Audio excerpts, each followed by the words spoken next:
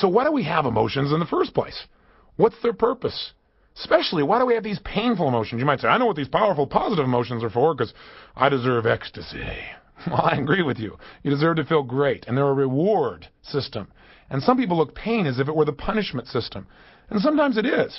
When we don't follow our own rules, when we don't live by our own values, by our own life standards, then we certainly give ourselves pain as a way to keep ourselves on track because we want to avoid pain. But I think negative emotions serve a very powerful, positive purpose. And that purpose I've already alluded to when we started this tape. Negative emotions are a signal that a change is needed. Let's think about this for a moment. When you feel an emotion like fear, an emotion that most people try to avoid at all costs because it's just too painful, or any variant of that emotion like worry or concern or terror, when you feel those emotions are giving you a signal. Rather than just try to avoid the feelings, you should listen for and notice the signal and utilize it. The signal of fear is you must prepare. Boy, that's a valuable signal. It's in your body for a reason. It's saying to you that something may be coming in the near future that you better be prepared for, either prepared to cope with or prepared to deal with. That's valuable information. We don't want to deny that emotion. We don't want to avoid it and pretend it's not there. That's how Niagara happens. That's how people get in trouble, emotionally, physically, financially, in their relationships. They don't want to feel the fear that the relationship's not working out, so they pretend it's still going great. Until one day they find themselves 5 feet from Niagara Falls in a boat with no oars and going, oh shoot, it's too late. They take an emotional fall, a relationship fall. Make sure that these emotions serve you. And the way to make them serve you, I think, is to realize that every emotion has a message for you.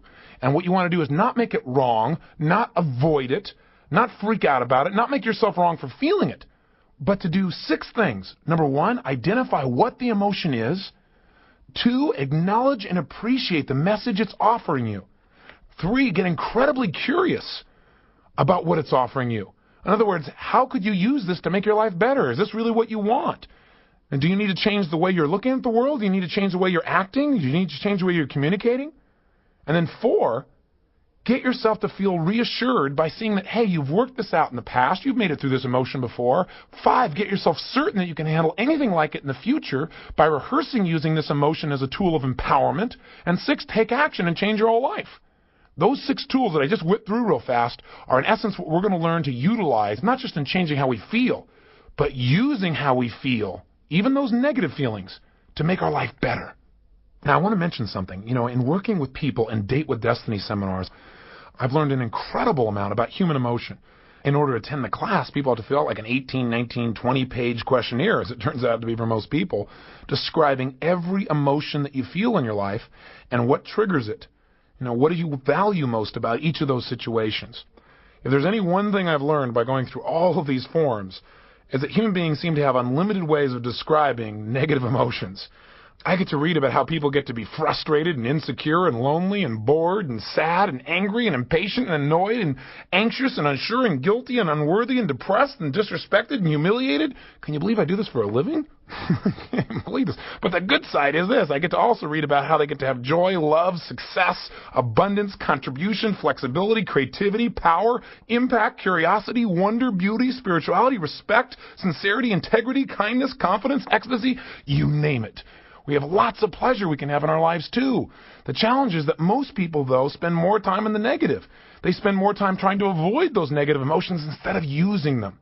So what I've tried to do is to sit down and say, okay, there are all these different ways of describing emotion. The question is, do enough of them fall into a group of categories that we could chunk them down? In other words, you might say, well, I'm really feeling concerned or worried or anxious or scared or terrified. But that really all is just forms of fear, right? So what I'd like to do in this session, at least, just for the sake of our conversation and for our ability to deal with our emotions, is to take and create a model for each other. A model that I've created where basically I fit all emotions into 10 categories. Now the challenge with this is we all have different labels for what a feeling means. So yours may not agree with the ones I'm putting down, but just for our ability to have a conversation and for our ability to deal with our emotions, we're going to say there are 10 types of emotions, just for the sake of conversation. Is that okay with you? I hear yes, I just hallucinate. That's another kind of emotion, I guess. But here are the 10 emotions, and I'd like you to jot them down. Now, I know if you're driving in your car, it makes it a little more difficult. But if you can, take out your Get the Edge journal, and let's write down these 10 emotions. I'll wait for one moment. Moment's up. Welcome back. Here are the 10 categories of emotions. Here's the first one. Uncomfortable emotions. He said, it's a pretty big category. You're right. But I'm basically describing here emotions that don't have a tremendous amount of intensity, but they do bug you, they bother you. Feelings of boredom, for example, or being impatient, or uneasy, or distressed, or maybe mildly embarrassed would probably fit under uncomfortable for most people. The second category of emotions would be the emotions of fear.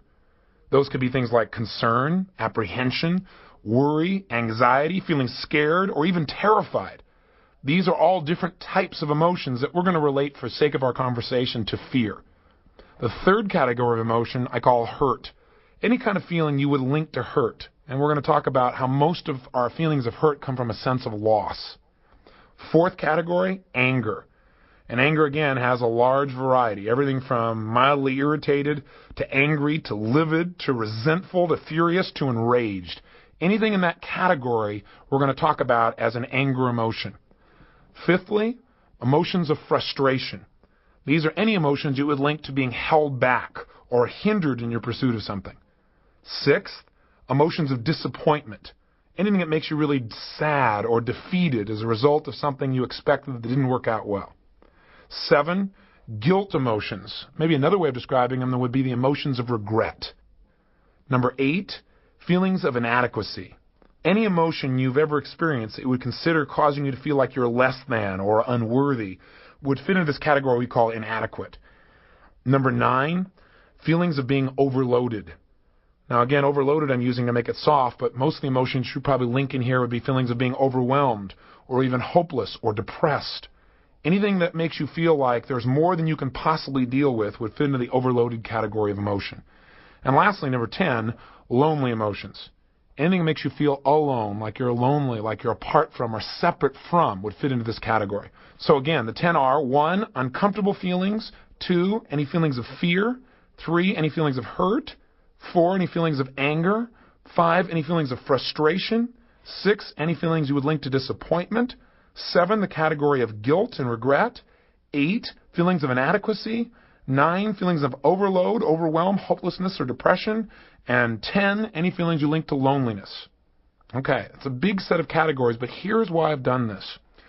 I want to train you and myself. I've just started to use this technique on myself because I just came up with it, and it's pretty fantastic. I've enjoyed it. If I do say so myself, I'm quite humble. Really, it's really fantastic. I've had a good time with it, and I hope you will as well. All of these emotions, these categories of emotions, are there for a reason, and they're to give us a message that something needs to change. Now, one of two things has got to be changed when we're feeling any of these emotions. And before I tell you this, let's make sure you're enrolled here. How would you feel in your life if you knew, no matter what emotion you felt, you could go, okay, am I feeling uncomfortable, or is that a feeling of fear, or is that a hurt feeling, or an anger type of feeling, or a frustrated type of feeling, or a disappointed, or a guilty, or inadequate, or overloaded, or lonely feeling? How would you feel if you knew that in a moment or two, you could instantly get out of that feeling, no matter how intense it had been? Would that be useful? Then stick with me. Okay, because I know this may seem a little bit cumbersome at first, so listen to me carefully.